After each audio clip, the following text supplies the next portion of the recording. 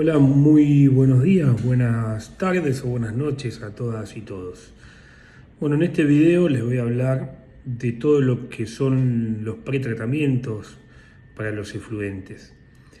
Y cuando hablamos de pretratamiento no hablábamos solamente de pretratamientos físicos, que tiene que ver con un sistema de filtrado de rejas o de distintos tamaños de poro como para empezar a separar sólidos de los más grandes a los más chicos, sino también podemos hablar de pretratamientos físico-químicos o químicos según las características del efluente, que eso es uno de los parámetros de diseño de la planta de tratamiento que tengo que hacer, ¿no? La característica que tiene el efluente.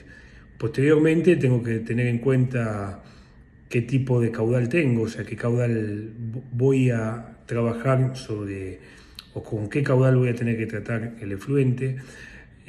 Por supuesto, el tiempo hidráulico de retención, que si mal no se acuerdan, es desde el momento que empieza el efluente en la planta hasta que sale, ese es el tiempo hidráulico de retención, y eso también me va a dar después las medidas o las dimensiones, mejor dicho, de la planta. Por supuesto, tengo que tener en cuenta la normativa y, por sobre todas las cosas, también el cuerpo receptor o el medio receptor que va a, digamos, recibir este efluente que yo voy a tratar, porque no es lo mismo, por ejemplo, volcar un efluente al riachuelo, cuya capacidad de carga casi es nula, que volcarlo al Río de la Plata o al océano, por ejemplo, donde la capacidad de carga es mucho mayor. Bueno, esto es algo a tener en cuenta. También, por supuesto, tengo que tener en cuenta la tecnología disponible. Tengo la tecnología para hacer este tipo de tratamiento.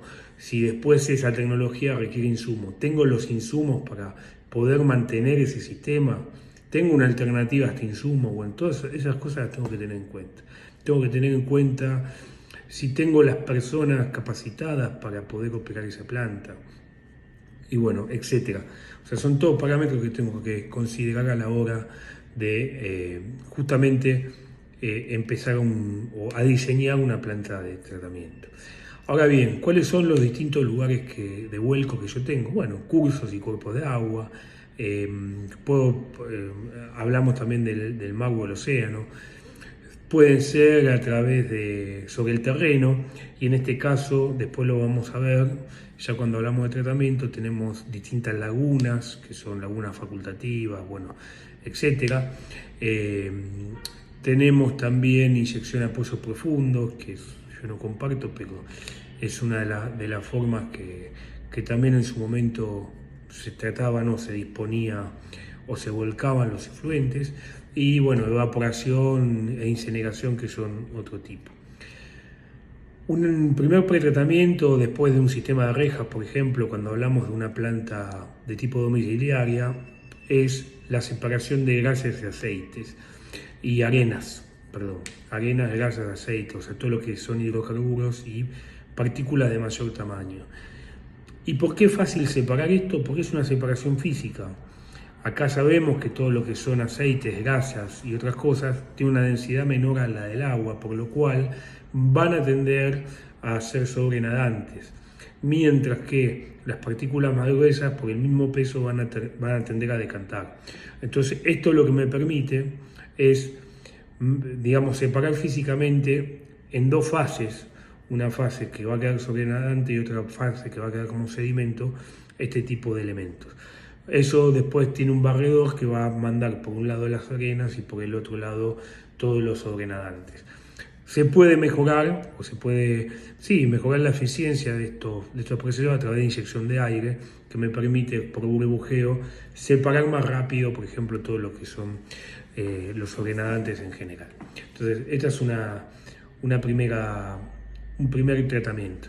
Después puedo tener características de efluentes, en especial cuando hablamos de efluentes industriales, con un alto contenido, por ejemplo, de metales.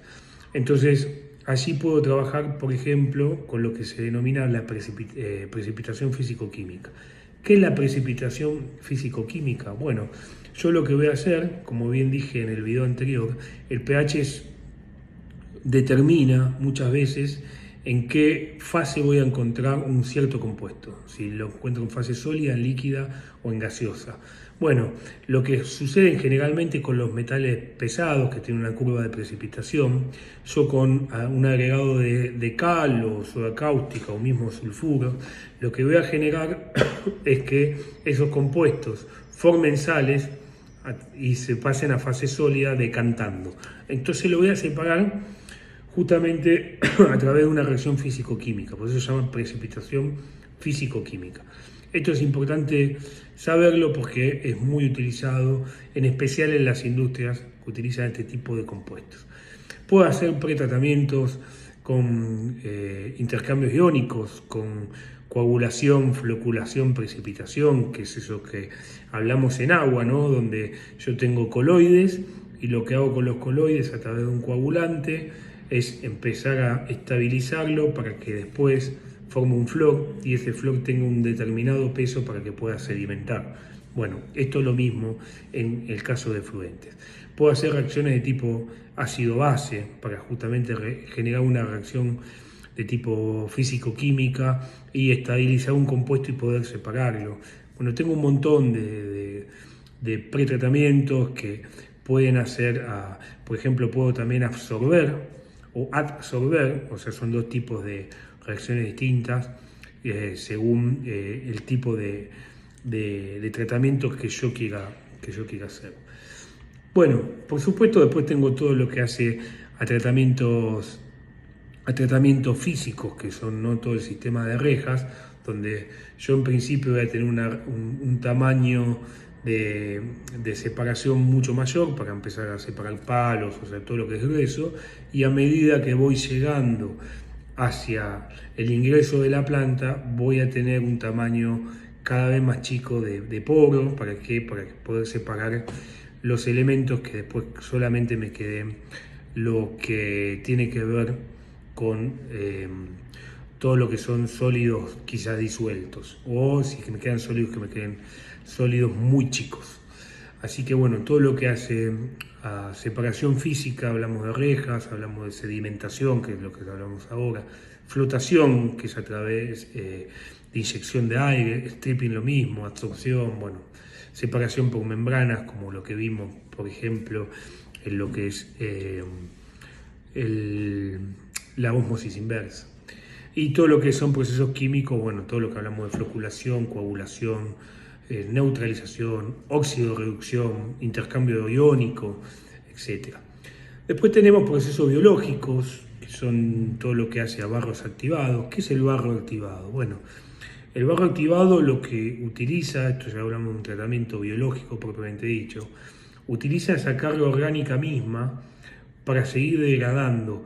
Entonces, yo voy a tener un conjunto de bacterias que van a estar muy activas, que tienen un metabolismo muy alto, y no lo voy a descartar todo el efluente. ¿Por qué? Porque a mí me conviene tener una parte de ese barro cuya colonia ya está formada y está muy activa, que me va a ayudar otra vez en el proceso, a través de una recirculación, lo voy a inyectar para que esa colonia de bacterias, con la cinética que tiene generalmente, que es de tipo exponencial, una reproducción bacteriológica, lo que voy a generar es justamente que estas bacterias se generen rápidamente y me empiecen a consumir esta materia orgánica que está en proceso. Bueno, dentro de los procesos biológicos tengo lechos percoladores, que después vamos a ver en detalle qué son cada uno, discos biológicos, digestores anaeróbicos, aeróbicos, y estas lagunas que yo les decía que